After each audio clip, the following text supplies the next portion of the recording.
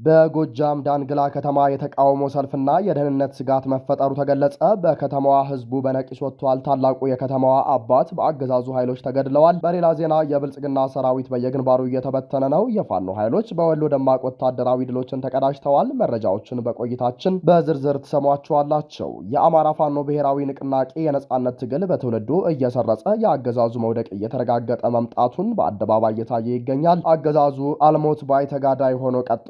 ሌላኛው የሰዓቱ መረጃችን ነው። በአገዛዙ በተካሄደው የግንቦት ምርጫ ህጻናት ተሳታፊ እንደነበሩ ተጠቆመ። አገዛዙ ምርጫን ለጦርነት ማራዘሚያ ማቀዱ በይፋ መረጃ ተረጋግጧል። ዝርዝሩን ይዘነዋል። ትራምፕ የራሳቸውን ምስል ያለበት ልዩ ፓስፖርት ይፋ ማድረጋቸው እያነጋገረ ነው። በውጭ መረጃችን በስፋት ታዳምጡታላቸው። ሰላም፣ ጤና፣ ፍቅር የምንመኝላችሁ ውድ የብላክ ላይን ሚዲያ ቤተሰቦቻችን እናንተን ይመጥናሉ ብለን ያሰብናቸውን የተመረጡ ዕለታዊ የግንባርና ወቅታዊ መረጃዎችን ወደ እናንተ ይዘን ቀርበናል። ቻናሉን ሰብስክራይብ በማድረግ ቤተሰብ እንድትሆኑ እየጋበዝን ወደ መረጃዎቹ እናመራለንም። የብልጽግና ሰራዊት በየግንባሩ እየተበተነ ነው። የፋኖ ኃይሎች በወሎ ደማቅ ወታደራዊ ድሎችን ተቀዳጅተዋል። በአማራ ክልል በተለያዩ ዞኖችና ወረዳዎች በብልጽግናው አገዛዝ የጦር ሰራዊትና በፋኖ ኃይሎች መካከል እየተደረገ ያለው ውጊያ እጅግ በጠነከረ መልኩ የቀጠለ ሲሆን የአገዛዙ ሰራዊት በየግንባሩ ከፍተኛ የሰውና የቁሳቁስ ኪሳራ እየደረሰበት መበተኑን ከስፍራው የሚወጡ መረጃዎች አመለከቱ። በተለይም በሰሜን ወሎ መቄት ወረዳና በምዕራብ አማራ ደጋዳሞት ግንባሮች የፋኖ ክፍለ ጦሮች በወሰዱት መብረቃዊና ስልታዊ ጥቃትም ከፍተኛ ወታደራዊ መኮንኖችን ጨምሮ በመቶዎች የሚቆጠሩ የአገዛዙ ወታደሮች መደምሰሳቸው ይታወሳል። በዚህም ይህ ሳምንት ለፋኖ ትግል አመርቂ ውጤት የታየበት ሆኗል። በመቄት ወረዳ የተሰነዘረው መብረቃዊ ጥቃት 22ኛ ክፍለ ጦር ጉሮሮ ለጉሮሮ ተናንቋል። በሰሜን ወሎ መቄት ወረዳ ልዩ ስሙ ቁራ አንበሳ በተባለ ቦታ 106ኛ ኮር 22ኛ ክፍለ ጦር የፋኖ አባላት ከፍላቂት ተነስቶ ወደ ጋሸና በመክተልተል ላይ በነበረው የብልጽግና ሰራዊት ላይ ድንገተኛና መብረቃዊ ጥቃት ሰንዝረዋል። የአገዛዙ ሰራዊት የተጣለበትን የከበባ መረብ ለመስበር እንደ ድሽቃ፣ ፔምፔና መድፍ ያሉ ከባድ መሳሪያዎችን ለተከታታይ 2 ሰዓታት ያህል በከፍተኛ ሁኔታ ቢተኩስም የፋኖን ክንድ መቋቋም አልቻለም። 42 የአገዛዙ ወታደሮች የተደመሰሱ ሲሆን 37ቱ ደግሞ ቆስለዋል። በተጨማሪም ማዕረጋቸው ያልታወቀ 2 ከፍተኛ የጦር መኮንኖች መደምሰሳቸው ተረጋግጧል። 531 የክላሽ ተተኳሽ፣ 301 የብሬን ተተኳሽ፣ ከ17 በላይ ቦምቦችና 9 የወገብ ትጥቅ በፋኖ ኃይሎች ቁጥጥር ስር ውሏል። በጎጃም ዳንግላ ከተማ የተቃውሞ ሰልፍና የደህንነት ስጋት መፈጠሩ ተገለጸ። የተከበሩት ታላቁ አባት ሼህ ሶፊያ መገደላቸውን ተከትሎ በዳንግላ ከተማ ከፍተኛ ህዝባዊ ተቃውሞ መቀስቀሱ ተሰምቷል። የከተማው ነዋሪዎች በአደባባይ በመውጣት ድርጊቱን በጽኑ እየኮነኑ የሚገኙ ሲሆን የአገዛዙ የጸጥታ አካላት ስብሰባውንና ሰልፉን በተኩስ ለመበተን ቢሞክሩም ህዝቡ ግን ፍርሃት ወደ ጎን በመተው ተቃውሞውን አሁንም ድረስ በጽናት እንደቀጠለበት ታውቋል። በዳንግላ ከተማና በዙሪያዋ በተደጋጋሚ በባለ ሀብቶች ላይ የሚፈጸመው ግድያና ዘርፊያ ህዝቡን ክፉኛ ስጋት ላይ ጥሎታል። በተለይም ጥቃቶቹ በንጹሐን ማህበረሰብ አባላት ላይ ያነጣጠሩ መሆናቸውን የዓይን እማኞችና የተለያዩ ምንጮች ይጠቁማሉ። የጥቃቱ መነሻ የአገዛዙ የአድማ ብተና ሚሊሻና የተወሰኑ የፖሊስ አባላት በጋራ በመሆን የፈጠሩት የዝርፊያ መዋቅር ነው። ታጣቂዎቹ የከተማ ቦታ እንዲሰጣቸው እስከ 280 ሺህ ብር የመሬት ካሳ እንዲከፍሉም በመንግስት መጠየቃቸውን ተከትሎ ይህንን ገንዘብ ከመደበኛ ደሞዛቸው መሸፈን ስላልቻሉ ወደ ዝርፊያና እገታ ገብተዋል። ታጣቂዎቹ በተለያዩ ስሞች ወይም የፋኖን ስም በማጥፋትና በመጠቀም ከባለ ሀብቶች ገንዘብ ይጠይቃሉ። አልከፍልም ያሉትን ደግሞ ቤታቸው ድረስ በመሄድ ነጻ እርምጃ የመውሰድ ጭካኔ እየፈጸሙ ይገኛሉ። ይሄ ድርጊት በፖለቲካ አመራሩም ጭምር ድጋፍና ከለላ እንደሚሰጠው መረጃዎች ያመለክታሉ። እኒህ የሙስሊም አባትም ከዚሁ ጋር በተያያዘ ህይወታቸውን እንደተነጠቁ ተጠቁሟል። ሁኔታውን አስመልክቶ የፋኖ መሪው ምስጌ ዘድንግል ግልጽ መልእክትና ጥሪ አስተላልፏል። በዋናነትም ህዝቡን ራሱ እንዲከላከልና የአገዛዙን የስርዓት መዋቅር ለማስወገድ ከፋኖ ጎን እንዲቆም ጥሪ አቅርቧል። በፋኖ ስም ምንም አይነት የገንዘብ ድጋፍ ጠይቀን እንደማናውቅ ማህበረሰባችን እንዲያውቅልን እንወዳለንም ብሏል። ማህበረሰቡ የአገዛዙን ታጣቂዎች ሴራ በመረዳት በጋራ ተደራጅቶ ራሱን ንብረቱንና አካባቢውን ከዝርፊያ ከጥቃት እንዲጠብቅ ተጠይቋል። የፋኖን ስም እየተጠቀሙ ገንዘብ የሚጠይቁት የአገዛዙ ወዳደር ታጣቂዎች መሆናቸውን ህዝቡ እንዳይታለልም ማሳሰቢያ ሰጥቷል። ይህ ሁሉ ስቃይ፣ ግድያና ዝርፊያ ሙሉ በሙሉ ሊቆም የሚችለው ይህንን አረመኔያዊ ስርዓት ስርዓት ከስሩ ነቅሎ መጣል ሲቻል ብቻ መሆኑን በመገንዘብ መላው ማህበረሰብ ከፋኖና ከጀግናው የነጻነት ትግል ጎን በጽናት እንዲቆም ጥሪ አቅርቧል። አገዛዙ በህዝብ ላይ ያደረሰ ያለው ግፍና የመዋቅር መፈራረስ ወደ ለየለት ዝርፊያና ግድያ የተሸጋገረበት ወቅት ላይ እንገኛለን። የዳንግላ ህዝብ በአሁኑ ሰዓት እያሳየ ያለው የአልበገሬነት ስሜትና ህዝባዊ እምቢተኝነት ተጠናክሮ መቀጠል እንዳለበትና መላው አማራ ከአማራ ፋኖ ጎን በመሰለፍ ይህንን አምባገነን ስርዓት በአንድነት ማስወገድ እንዳለበት መልእክቱ ላይ አስረድቷል። የአማራ ፋኖ ብሔራዊ ንቅናቄ የነጻነት ትግል በትውልዱ እየሰረጸ የአገዛዙ መውደቅ እየተረጋገጠ መምጣቱን በአደባባይ እየታየ ይገኛል።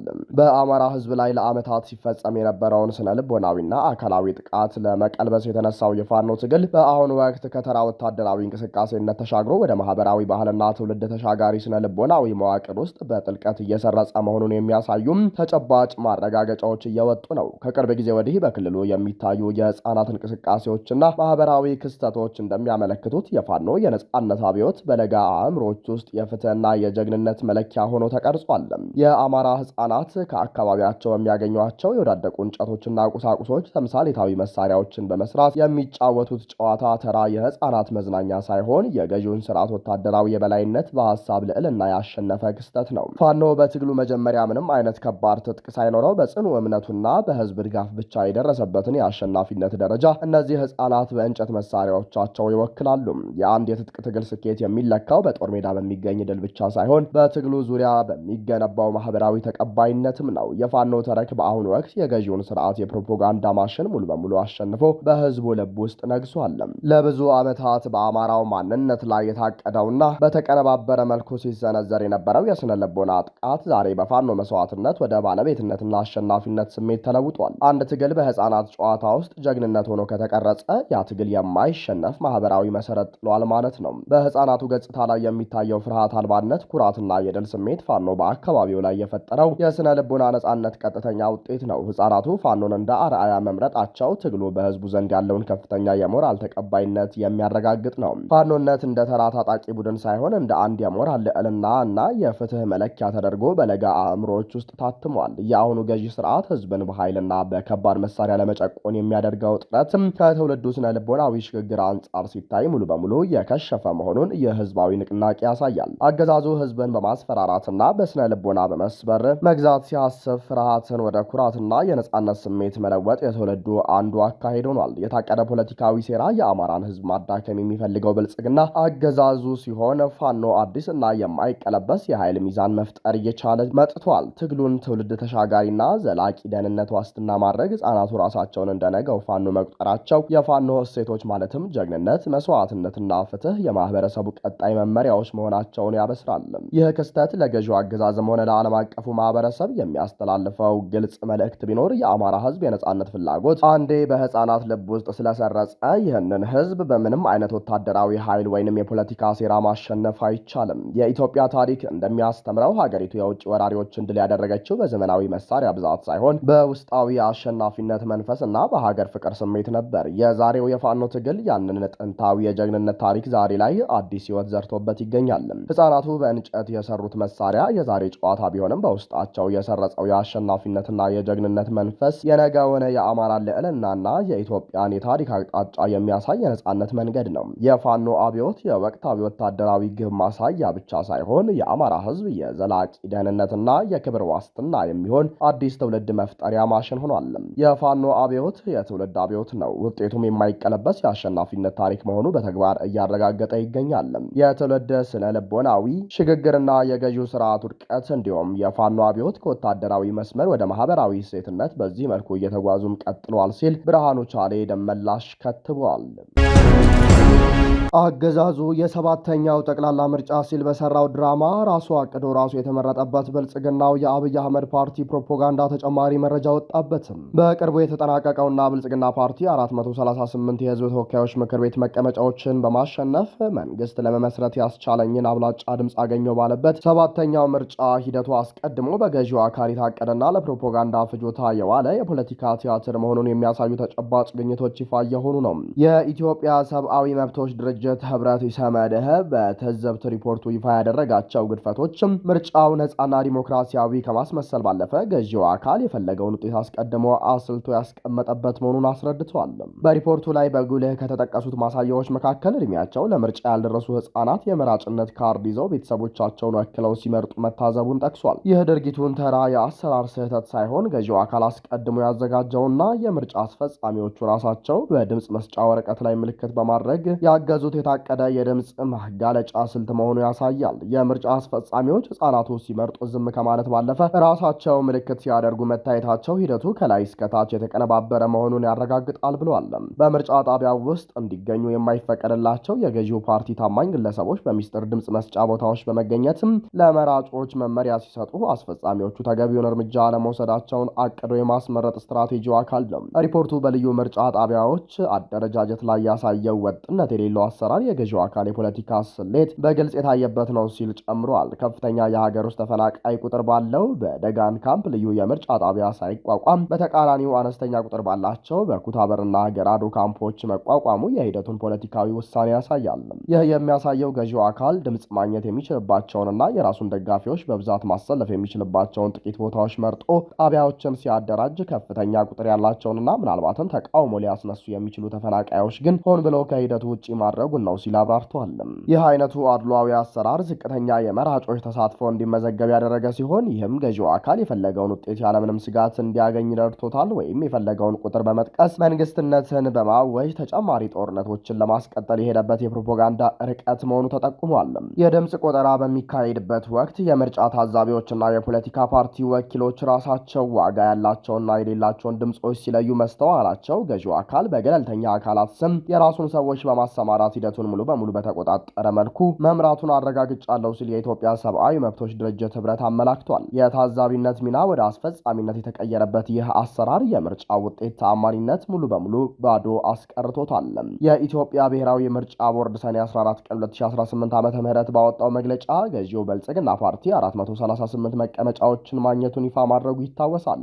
ይህም ፍጹም አብላጫ የሆነ ውጤት በምርጫ ጣቢያዎች ከተስተዋሉት የተቀነባበሩ ህገወጥ ድርጊቶችና የተገኙ ግኝቶች አንጻር ሲታይ ገዢው አካል ራሱ አቅዶ ራሱ መርጦ ራሱ ያሸነፈበትና ለዓለም አቀፉ ማህበረሰብ ዲሞክራሲያዊ ምርጫ አካሄድኩ ለማለት የተጠቀመበት የፕሮፓጋንዳ ፍጆታ መሆኑን በግልጽ አሳይቷል። አብይ አህመድ እንዲህ ባለ አይን ያወጣ ሂደት ምርጫ ተፈጸመ ካለ በኋላ በተለይም በአማራ ክልል የጀመረው አዲስ የሰኔ ዘመቻ ጦርነት አገዛዙ የወደፊት የቆይታ እቅዱን በጦርነት የበላይነት በመውሰድ ለመቆየት ያደረገው መሆኑን እያሳየበት ይገኛል።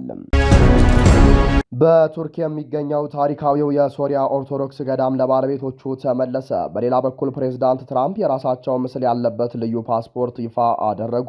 ኤርዶጋን የ1600 ዓመታት ዕድሜ ያለውን የሶሪያ ኦርቶዶክስ ገዳምን አስረከቡ። የቱርኩ ፕሬዝዳንት ረጅብ ጣይብ ኤርዶጋን ከ15 ዓመታት በፊት በመንግስት ተወርሶ የነበረውና እጅግ ጥንታዊ የሆነው የሞር ገብርኤል የሶሪያ ኦርቶዶክስ ገዳም ንብረቶች ለቤተ ክርስቲያኒቱ በይፋ መልሰዋል። ይህ 1600 ዓመታት ያስቆጠረው ታሪካዊው ገዳም የንብረት ባለቤት መብቱ መመለሱ በሀገሪቱ ባሉ የሃይማኖት ተቋማት ዘንድ ትልቅ አድናቆትን አትርፏል። የሶሪያ ኦርቶዶክስ ፓትርያርክ ውሳኔውን ተከትሎ በኢስታንቡል በአካል በመገኘት ለፕሬዝዳንት ኤርዶጋን ላቅ ያለ ምስጋናቸውን አቅርበዋል። ፕሬዝዳንቱ ከዚህ በተጨማሪ በከተማዋ ለሚገነባው አዲስ የሶሪያ ኦርቶዶክስ ቤተክርስቲያን የመሰረት ድንጋይ ያስቀመጡ ሲሆን ይህም እርምጃ በቱርክ ያለውን የሃይማኖት መቻቻልና እኩልነት የሚያሳይ በጎ ተግባር መሆኑ በሰፊው ተዘግቧል። በሌላ ዜና ዶናልድ ትራምፕ ምስላቸውንና ፊርማቸው ያረፈበት አርበኛዊ ፓስፖርት ይፋ አደረጉ። የአሜሪካው ፕሬዝዳንት ዶናልድ ትራምፕ የሀገሪቱ 250ኛ የነጻነት በዓል በልዩ ሁኔታ ለመዘከር የተዘጋጀ ውስን የፓስፖርት ዲዛይን ይፋ አድርገዋል። አርበኛዊ ፓስፖርት የተሰኘው ይህ አዲስ ሰነድ የፕሬዝዳንቱን ምስልና ፊርማ ያካተተ ሲሆን ይፋ የሆነው በትራምፕ ይፋዊ የማህበራዊ ሚዲያ ገጽ ላይ ነው። በዚህ ልዩ ፓስፖርት ጀርባ ላይ ታሪካዊው የ1776ቱ የአሜሪካ የነጻነት አዋጅ የፊርማ ስነ ስርዓት ምስል የሰፈረ ሲሆን በተጨማሪም እንኳን ደህና መጡ ግን መልካም ይሁኑ የሚል ጥብቅ መልእክት ተጽፎበታል። ይህ በእንዲህ እንዳለ የአውሮፓ ህብረት በትራምፕ የታሪፍ ዛቻ ላይ ጠንከር ያለ ምላሽ ሰጠ። ከዲፕሎማሲና ከኢኮኖሚ አንጻር በአሜሪካና በአውሮፓ ህብረት መካከል ያለው ውጥረት እያገረሸ መጥቷል። ፕሬዚዳንት ትራምፕ በአውሮፓ ምርቶች ላይ አዲስ ታሪፍ ለመጣል ካደረጉት ዛቻ ጋር ተያይዞ የአውሮፓ ህብረት ጠንከር ያለ ማስጠንቀቂያ ሰጥቷቸዋል። ህብረቱ ባወጣው መግለጫ ዋሽንግተን የታሪፍ ጭማሪውን ተግባራዊ የምታደርግ ከሆነ ህብረቱ ለአሜሪካ ምርቶች ፈጣን፣ ወሳኝና ተመጣጣኝ የሆነ የአጸፋ እርምጃ እንደሚወስድ አስታውቋል። ክቡራንና ክቡራት አድማጭ ተመልካቾቻችን ለሰዓቱ የነበረን የዜናና የመረጃ ስርጭታችን ይህንን ይመስል ነበር። ቻናሉን ሰብስክራይብ በማድረግ ቤተሰብ እንድትሆኑ ጋበዝን። ጤና ይስጥልን።